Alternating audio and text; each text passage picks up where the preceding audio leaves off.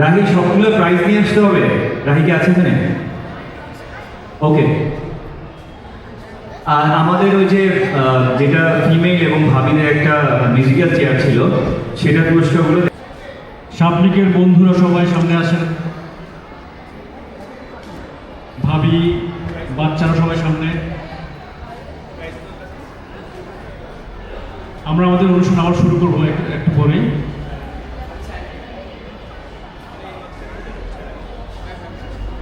আমাদের এই সেগমেন্টে বেসিক্যালি আমাদের বন্ধুরা পারফর্ম করবে, কিছু কবিতা আবৃত্তি আছে, আমাদের বন্ধুরা কিছু গান করবে। সবার আগে আমি শুরু করব আমাদের বন্ধু আসিফকে দিয়ে। আসিফ,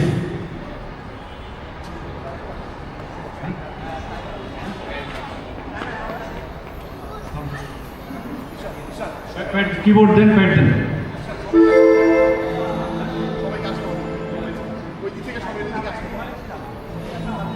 সবাই সামনে আসেন। হ্যালো, দাঁড়া, তোর সাথে একটু কথা বলবো। তুই যদি সরাসরি কোনো কথাবার্তা ছাড়া যদি কবিতা আবৃত্তি করতে হবে না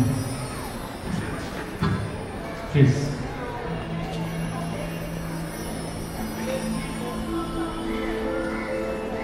আচ্ছা আসিফ,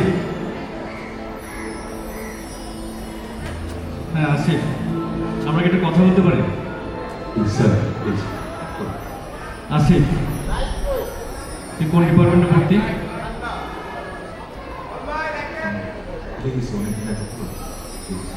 একটু মনে করার চেষ্টা কর। স্থাপত্য স্থাপত্য বিভাগ, মাথা চুলকায় না। ঠিক আছে, আমি হেল্প করছি। স্থাপত্য বিভাগ, তাই তো? তোকে লোকজন কি নামে ডাকতো ক্যাম্পাসে? তো চিনতই না, এখনো চিনে না। আচ্ছা, এখানে আর্কিটেকচারের কে কে আছে? আর্কিটেকচারের বন্ধুরা কোথায়? দেখা যাচ্ছে না, শুধু নাঙ্গলকে দেখতে পাচ্ছি, সাবুকে দেখতে পাচ্ছি, এই যে কবিতা মোড কিন্তু নষ্ট করে আর দিনুকে দেখতে পাচ্ছি। এই যে আমি আছি। আচ্ছা আচ্ছা, আমরা আসিফকে কি নামে ডাকতাম ক্যাম্পাসে? মৌসুমী, তুমি জানো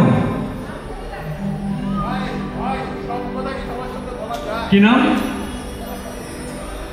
তুই কি বল, তুই কি কবিতা আবৃত্তি করবি? অনেকে বসে হিংসা করতে ঠিক আছে। আচ্ছা, আমি একটু বলি, আমরা ওকে আদর করে রাখতাম মোহন নামে। তো আমাদের মোহন আসিফ এখন একটা কবিতা আবৃত্তি করবে। এই নামটা বলতে মানে খুবই বলো। হ্যাঁ, মোহন এখন আমাদের কবিতা আবৃত্তি করবে। কবিতার নাম কি মোহন?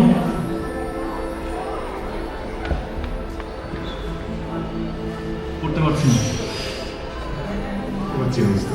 ঠিক আছে, স্টেজে যে উঠছে ছেলেটা অনেক দুষ্টু, অনেক দুষ্টু। আচ্ছা, দর্শক কে আছে কেউ?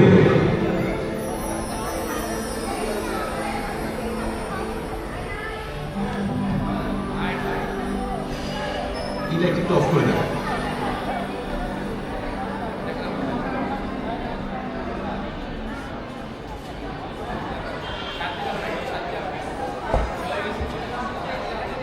চেষ্টা করবো, নুরুদ্দিনের কথা মনে পড়ে যায় যে সৈয়দ শামসুল হকের কবিতা করার চেষ্টা করছি।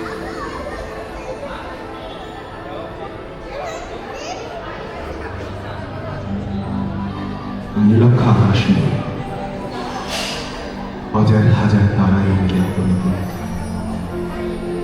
আর নিচে গ্রাম গঞ্জ পাঠ জনপদ লোকালয় আছে 69,000। ধবল দুধের মতো জ্যোৎস্না তারে ঢালতে থাকছে আমার পূর্ণিমা। নষ্ট খেয়ে, নষ্ট মাঠ, নদী নষ্ট, বীজ নষ্ট, বড় নষ্ট যখন সংসার, তখন হঠাৎ কেন দেখা দেয় নিরক্ষর মিলে তীব্র শীষ দিয়ে এত বড় চাঁদ। অতি অকস্মাৎ স্তব্ধতার দেহ ছেড়ে কোন ধ্বনি, কোন শব্দ, কিসের প্রভাব? গোল হয়ে আসুন সকলে, ঘন ভালো হয়ে আসুন সকলে। আমার মিনতি আজ স্থির হয়ে বসুন সকলে। অতীত হঠাৎ হানা দেয় মানুষের বন্ধ দরজায়। এই তীব্র স্বচ্ছ পূর্ণিমায় নুরুদ্দিনের কথা মনে পড়ে যায়। কাল ঘুম যখন বাংলায়, তার দীর্ঘ দেহ নিয়ে আবার নুরুদ্দিন দেখা দেন মরা আঙিনায়। নুরুদ্দিনের বাড়ি রংপুরে গেছিল। রংপুরে নুরুদ্দিন একদিন ঢাক দিয়েছিল 1189 সালে। আবার বাংলার বুঝি পড়ে যায় মনে। নুরুদ্দিনের কথা মনে পড়ে যায় যখন শকুন নেমে আসে এই সোনার বাংলায়। নুরুদ্দিনের কথা মনে পড়ে যায় যখন আমার দেশ ছিঁড়ে যায় দালালের আলখাতায়।